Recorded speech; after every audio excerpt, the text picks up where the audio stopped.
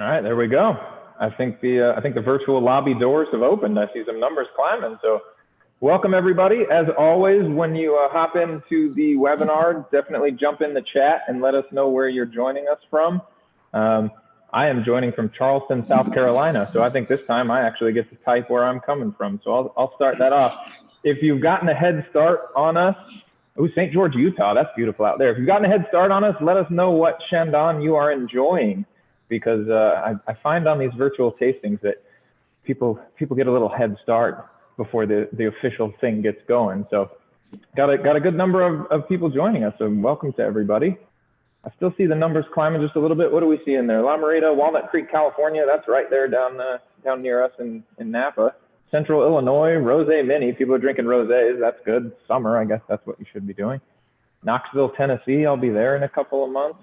Very nice. Welcome. By the Bay is what they're enjoying. So good to see. I think it looks like we're pretty stable as far as attendees. Everybody's taken their seats, so to speak. Somebody said they're drinking a 1985 vintage. Why am I not in Bakersfield, California with you?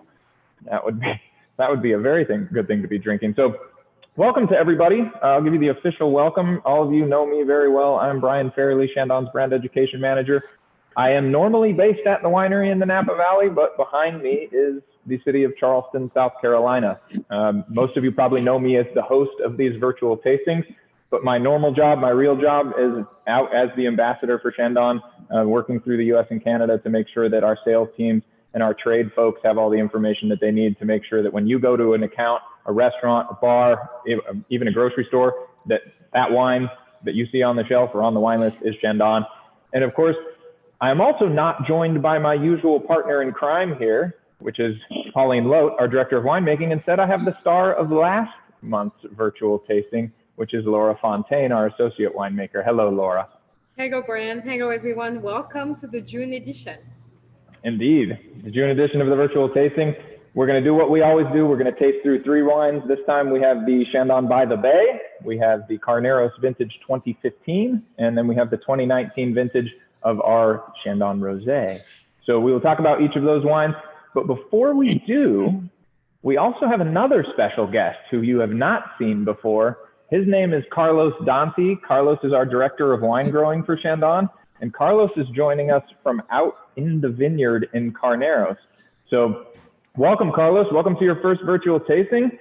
And definitely show everybody around down in Carneros in our vineyard. Hello, everyone. Sorry for the glasses. It's very sunny here. It makes totally sense to have the meeting here in Carneros because of the wines you will be tasting. Why Carneros? So Chandon is one of the biggest landowners in that appellation. The appellation of Carneros is it was settled in 1984, and but previously it was, the name Carneros means rams, so the region was mainly land for rams or carneros, as the Spanish call them, and it wasn't until 1970 when the region started growing. Probably before that, there were some vineyards here and there, but no more than maybe 1,500 acres. Today, the appellation is probably 8,000 acres. So we have the pleasure of managing and owning about 700 acres. And our vineyard in particular spans between Napa and Sonoma. So this appellation, one of the other interesting particularities that has is that it's an appellation based on geography and weather and climate rather than political boundaries. So part of the appellation is in Sonoma, part in Napa. Doesn't matter. The weather, the soils are similar, and I'm going to talk a little bit about those. So starting with the weather, the main characteristic of Carneros is the proximity to the Bay Area, San Pablo Bay. So among the 16 sub-appellations in Napa is, of course, the coolest. It's one of the coolest in Sonoma. And the fact that we are right here on the bay, let me turn the the camera so you can see where I am now. Wow. I'm not sure if you will be able to see it, but right there is the bay, and after that, some days we can also see San Francisco from here. So on one side, on the side I'm showing now, you can see Sonoma. On the other side, you can see Napa. And well, the fact we are here is the weather is very, very much influenced by the bay, meaning it's very cool. To give you an idea, in the warmest month of July, we barely go over 80 Fahrenheit of maximum temperature. So it's quite cool. And the other characteristic is quite windy as well. So those may narrow the possibility for some varieties to grow and make the region very special for growing Pinot Noir and Chardonnay, the varieties that we mainly use for sparkling. We also farm Pinot Meunier. So among the vineyard blocks, we have basically those three varieties. Carlos, The landscape, yes. Quick question. I wanted to ask you about what's going on 2021 vintage-wise. How are things looking out in the vineyard this year? What are you looking forward to as far as maybe a projected harvest date for us? Okay, that's $1 million question or answer. It is. I'm gonna tell you, we were very scared at the beginning of the season because it was quite dry. So we started following the canopy growth or the growth of the vines very early in the season. Now we are comfortable with the canopies we have, that it has been a very long growing season. That means probably that the harvest will happen later than the average. But at the same time, we have had already some heat waves that will sometimes bring the harvest some days ahead. So I'm not gonna bet on any date, but I think it might probably be right there, beginning of August. So to give you some idea, these are the clusters that we have today. In about 20 days, these clusters, in particular on these vines, which are Pinot Noir, will turn red. And in an hour will be ready to be picked for sparkling. So that's pretty much the timeline I can see from now. Perfect. Looks like it's going to be a great vintage. I think, isn't that always the answer when somebody asks you about the current vintage? Aren't you just supposed to say it's going to be the best one in the history of Chandon? Oh, yes, and then I'm not going to tell you because there's a lot of people betting when we will start, so I don't want to disclose anything. Yeah. We have a bet going on, so. Yes. Okay. All right. Well, thank you, Carlos, for joining us. Thanks for giving us a live input on what's going on out in the vineyard. It's a beautiful place. Charleston's not bad, but I think I'd rather be hanging out in Carneros. It's a nice place for you to have an office. So thanks for taking the time to join us. Really appreciate it. You are very welcome. And of course, if you have any question, please answer. We have a lot of things I wish we could tell you about sustainability, anything. Just shoot the questions if you want. Yeah, definitely. Thank you, Carlos. Bye.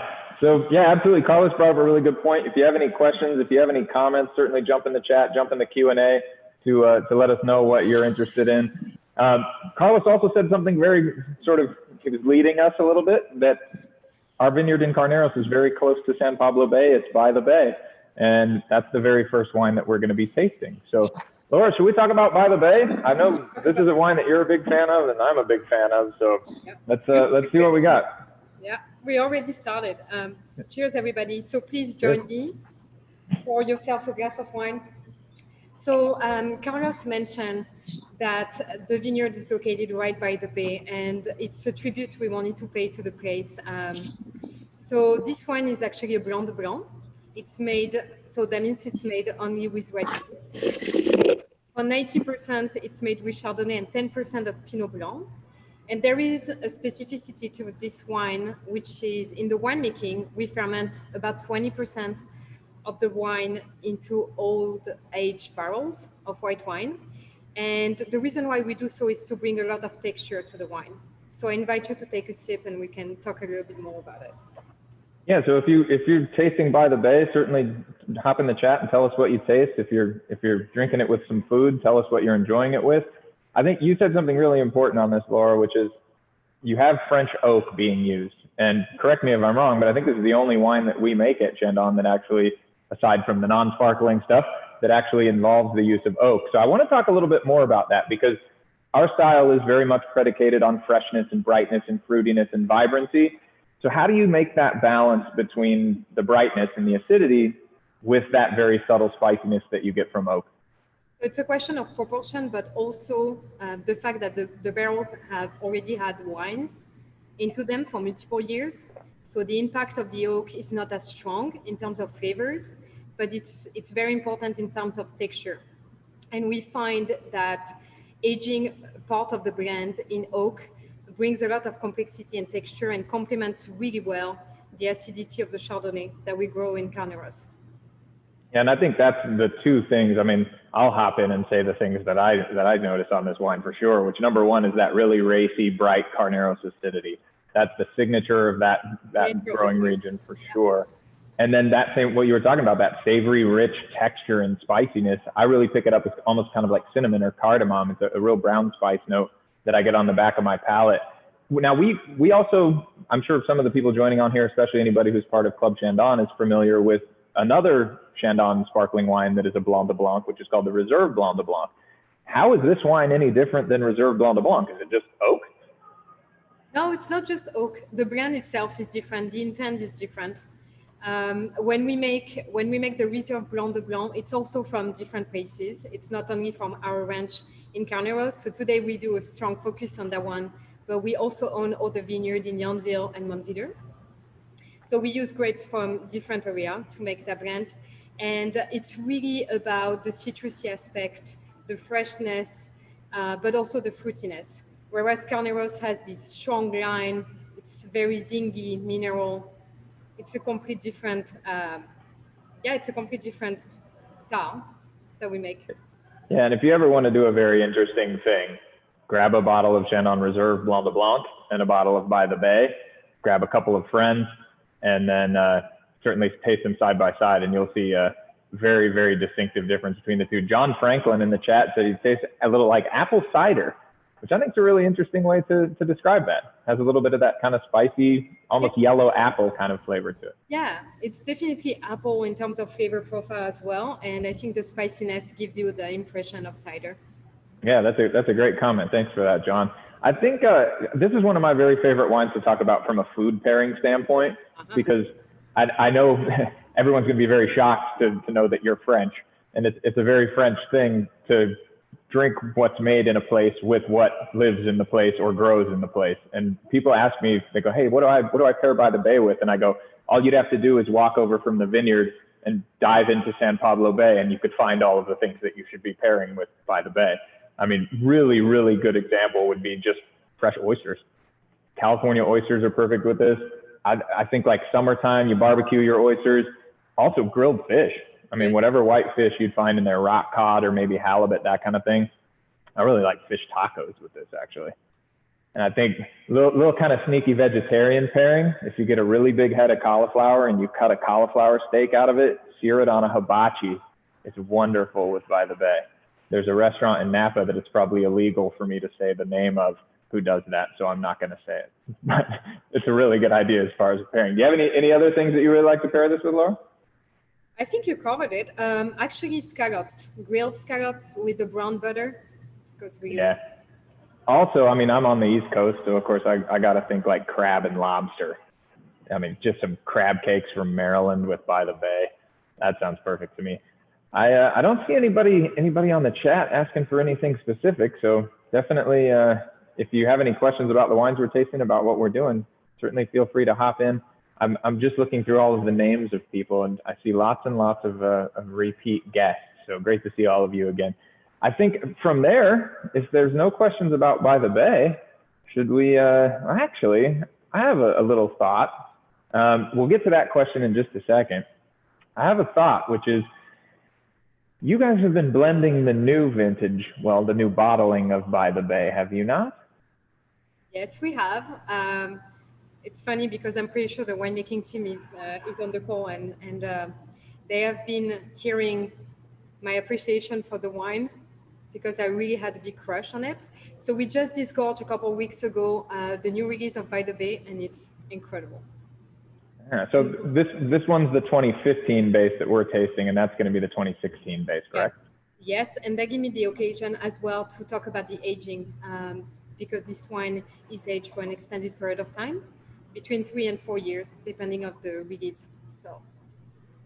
And it's also, I think, the way you will know when you get the new release of it is that it will have a new label. So we'll tease that a little bit. If you happen to get a bottle of By the Bay, or if you go on Chandon.com and order a little bit of By the Bay, one of these days it will show up with the beautiful new Chandon packaging on it. So that might be your cue to know. All right, so should we go on to By the Bay? What do you think? Or sorry, onto the Carneros Vintage Group? I think we should continue our exploration. Indeed. A glass of wine. Ooh, Ann Hamilton in the chat asked, does By the Bay come in a Magnum? And the answer at the moment is no, but I have a winemaker on the call with me who might be able to make that happen. So Ann Hamilton, stay tuned on that one. No promises. We'll think about it. We'll think about it. As Elon Musk always says, I will not comment or confirm future or potential products. So, all right, so let's do Carneros Vintage Brut. What do you think? Yes. So Carneros Vintage Brut, maybe we can start by talking a little bit about the condition of the vintage. Oh, actually, I'm going to start by talking about the tier, the vintage tier.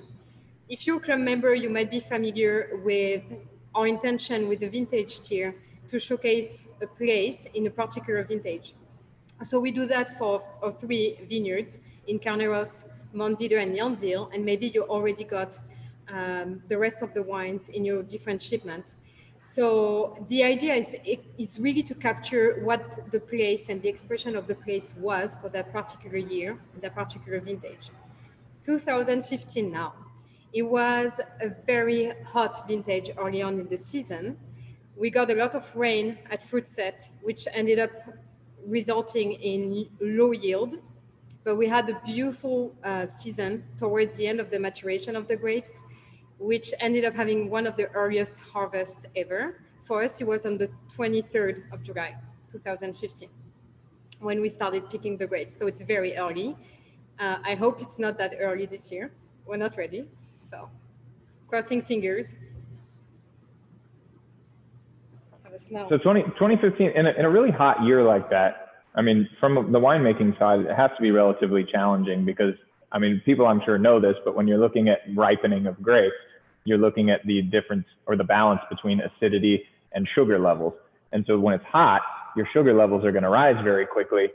How do you manage that from a winemaking standpoint? Is that all about when you pick the grapes, or is it about how you manage the vineyard, or both?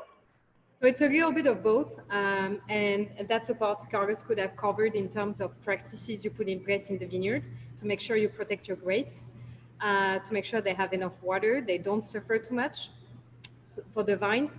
And for us, it's really about walking the vineyard, tasting every day. I'm pretty sure Pauline spent a fair amount of time, and then making the call to pick it when it's perfect. The issue when it's really hot during those years is the window of time you have to pick, it's really short. So you really have to act fast.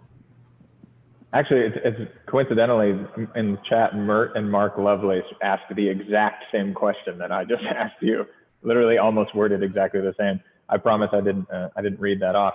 So you have a really hot vintage. In Carneros, I would tend to say that that's probably going to give you a little bit more ripeness and a little bit more richness. This wine is always a little bit kind of racy and really bright and crisp on the edge. So from a blend standpoint, what did y'all put together during 2015? That's very correct. For 2015, we really liked the expression of the Pinot Noir. So this blend is 60% Pinot Noir, 10% Pinot Meunier, and a little bit of Chardonnay for the freshness and the tension of it. It was really about showcasing the flavors of red currant, plum, the pretty aspect of the rose, the floral aspect of the Pinot Noir as well, that was really showing up. And it's the tension is well complemented by the aging. So it's for 4 years of aging for this wine. You used a word that I absolutely love when talking about sparkling wine, which is tension. I really like that sort of focus and vibrancy that sparkling wine has. It's something that really no other non-sparkling wines have. Sometimes you see it in your acidic white wines, but I really love a wine that's got tension, where it feels like it's kind of tightly put together. It doesn't really like flow over your palate, so to speak. And Carneros, I mean, that's one of its signatures. You can certainly tell people that way more than I can. Yeah, it's still very bright despite the aging. So you get this freshness, but you also have the structure of the Pinot Noir coming out at the end. Yeah, definitely. And I think this is a wine that when I talk about it, most of the time I'm talking about something that people don't really think about that much in sparkling wine, which is ageability. Carneros vintage, like this 2015 bottling, I'm not going to touch the ones that I have in probably until 23 or 24, because I just like to let them get a little bit richer, a little bit softer, a little bit toastier, and kind of balance out that tension that it has. What's your opinion on aging sparkling wine when it's released versus, putting it in the cellar for a couple of years? What do you think? It really depends on the style. Very good question. It depends also so what we say generally as a rule is look at how long it's been aged for on lees, Suriat, before it was disgorged, and it's pretty much the time you can age it for. But we also say that we do the aging for you. So every time we release a wine, we consider it ready for you to be enjoyed. However, you can keep it, and it really depends on the style. For Carneros, with that acidity, I think it's going to get better over time. So I'm really with you. I would age it for a little bit. My standard answer to that every time I get asked it out in the world is just drink it. Just drink it. Yeah. You'll never be sad if you open a bottle of bubbles. It's never gonna bum you out. So, did you see anything in the chat? Any questions that anybody was looking for? Yes, I know Eleanor Forbes. I've seen her on every single virtual tasting. I think she was out at the winery. I missed out on seeing her. She was out with hanging out with Pauline the other day. So thanks for joining as always. If we don't have any questions, should we move on? Should we go on to the non-sparkling rosé, the still wine rosé? Because this is something I don't think in any of our virtual tasting series, all the way back to whatever April I think of last year when we started these, I don't think we tasted a still wine. So of course, people a lot of times go, Chandon makes still wines? Like people know that Chandon is a sparkling wine, and they don't realize that we make these non-sparkling wines, of course, only sold through the wine club, through Club Chandon, or through Chandon.com. Of course, if you come to the winery, which why wouldn't you come to the winery? You can also purchase them there. The still wine program has a really interesting history. And a lot of people who are on here probably recognize and know that we used to have a restaurant. And in the old days, you couldn't serve wine that wasn't your own in a winery restaurant. And since we're the only restaurant that had or the only winery that had a restaurant in it, we were the only one who had that problem.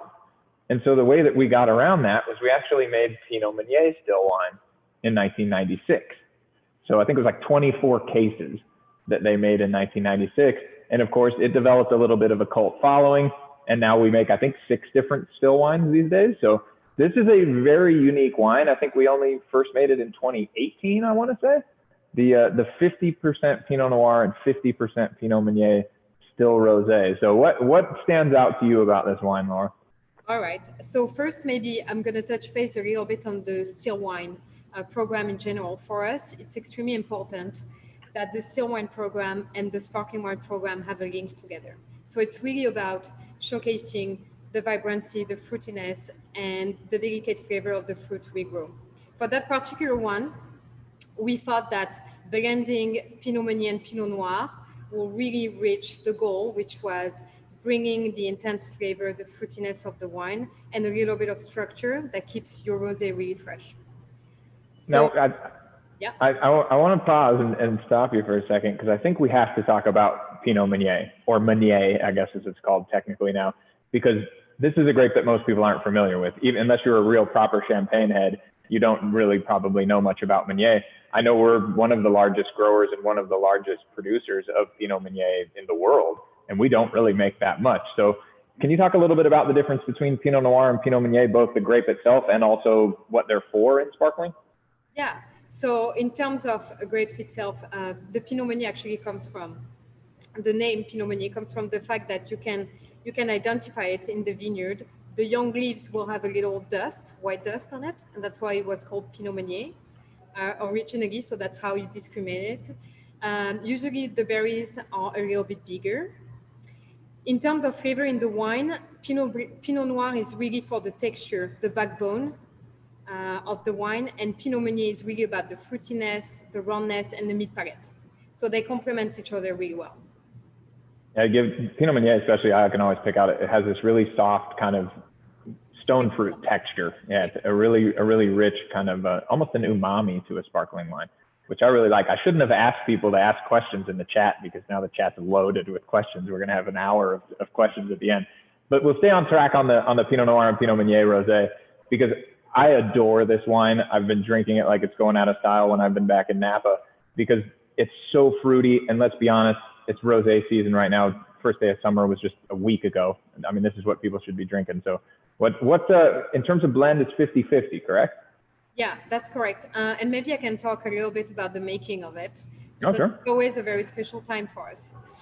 So during, usually, and actually it's a good point to talk about the difference between rosé sparkling and rosé still wine.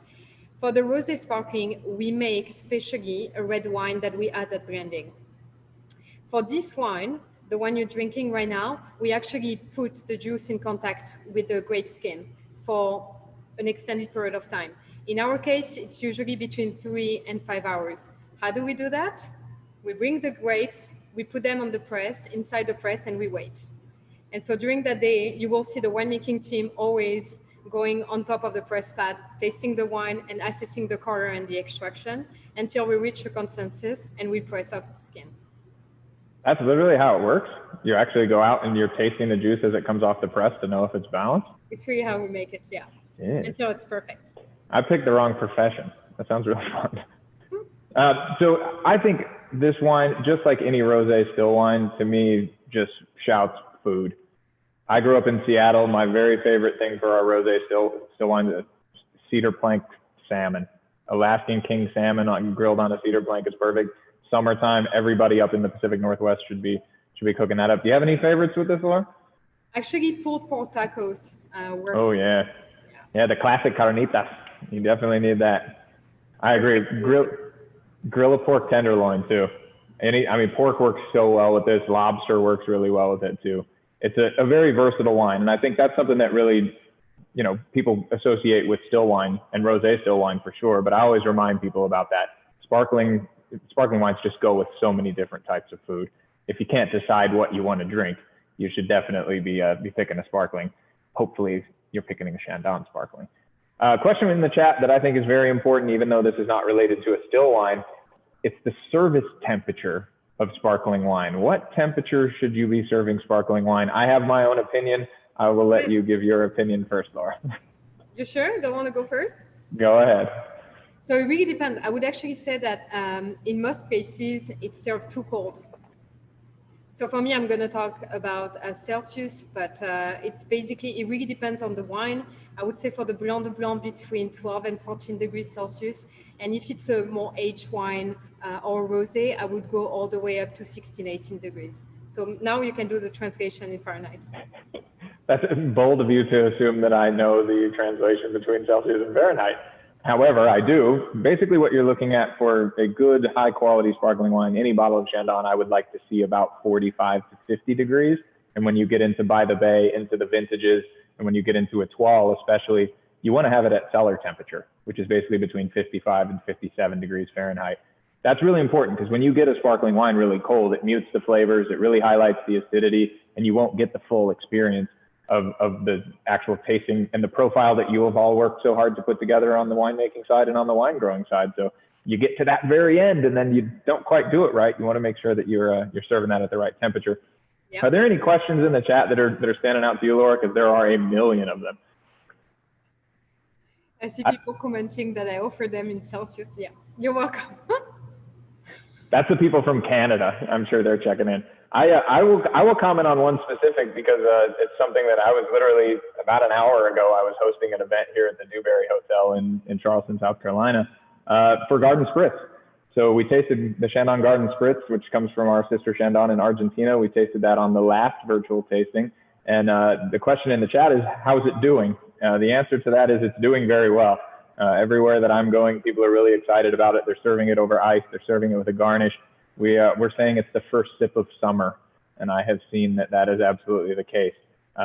Just while I did the event and while I was sitting at the bar waiting for this to start afterwards, I saw about 4 bottles get served. So it's definitely doing quite well. Do you see anything in the chat that you wanna answer question-wise, Laura? Oh, there is one. Does the sparkling wine suffer if we put it in the chiller? Hold on, sorry, it disappeared. If we put it in the chiller. I'll pull it out and get warm and then chill it again. It's a very good question. It's a very good question. I would say that as a general rule, don't do that. Chill it and drink it. Temperature really influences the aging of the wine and its conservation. So just keep it in a cool place, not too chill, and dark place for as long as you want until you're ready to drink it and put it in the fridge and chill it. Will be my answer.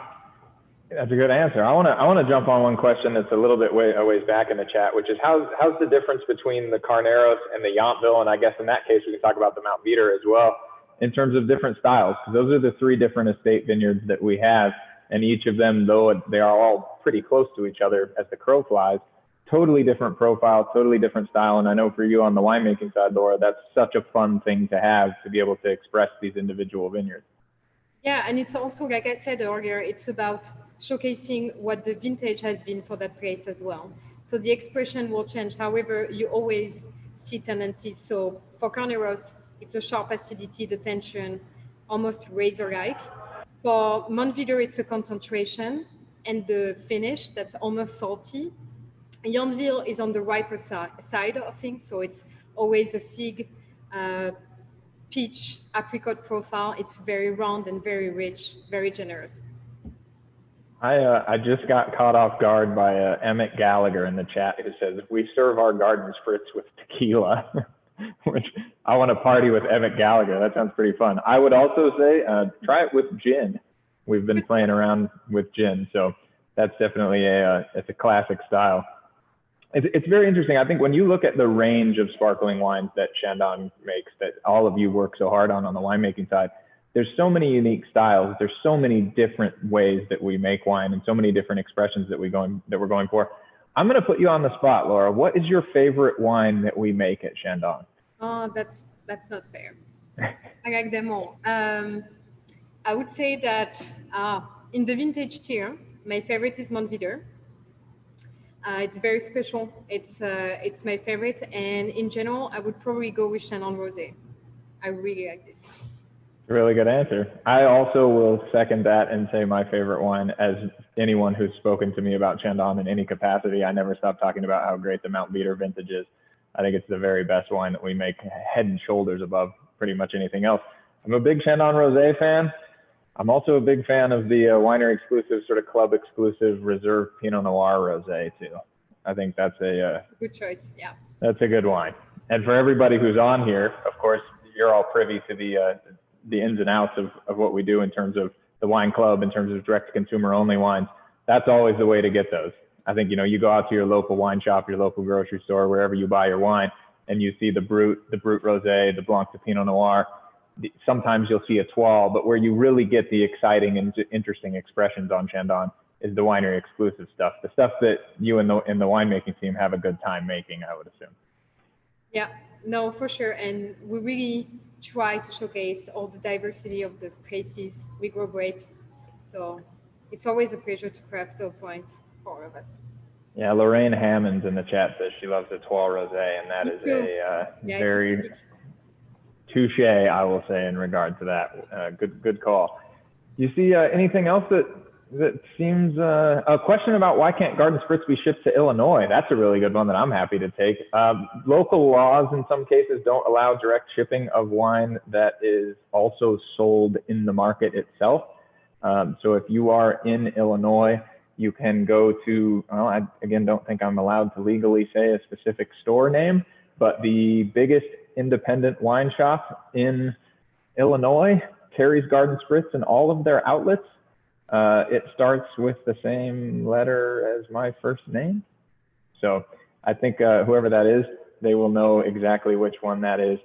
Same for Colorado as well, I believe. So sometimes because we sell some of the wines out in the market, we can't actually ship them directly to there. Sherry says it's available. I can't say whether that's correct or not. I'm trying to stick to the legal thing. Michael says, all right, I'm not reading the chat anymore. Everybody's they're getting a little too specific over there. Really question about what's a good wine pairing with pomegranate. I have an answer for this. Do you have an answer for that, Laura? Oh, let me think about it. Go ahead. I'm going with Chandon Rosé. I really think that classic Chandon Brut Rosé. We've actually made some cocktails at the winery using pomegranate and Brut Rosé. The other one I would say is Blanc de Pinot Noir. That works really well with pomegranate too. Yeah, no, I second that. Definitely rosé for me. Yeah, definitely. Well, cool. If we don't see anything else in the chat, I'm happy to wrap this up. I know it's a Wednesday, so I hope everybody's been enjoying a little bit of Chandon while we've been talking. And of course, I want to thank everybody for attending. This is always super fun. It's great to get to chat with people and get to know everybody. Great to be able to share some of the knowledge that we have on the Chandon sparkling wine. And of course, more than anything, I want to thank you, Laura, for joining and giving us winery expertise directly from the winery. So thanks for joining. Thank you for having me, and happy 4th of July weekend to everybody. Indeed. And of course, we're going to keep hosting these virtual tastings as far as I know. So if you enjoy this, definitely stay tuned for the invitations in the future. And if you're not a member of Club Chandon, then, well, I don't know why you're not. You should hop on Chandon.com, get on there, and make sure that you get all of these wine club exclusives coming directly to your door, which is probably the greatest thing ever invented as far as I'm concerned. So as Laura said, happy 4th of July to everybody. Cheers to all of you. Thanks for joining, and come see us out in Napa when you have a chance.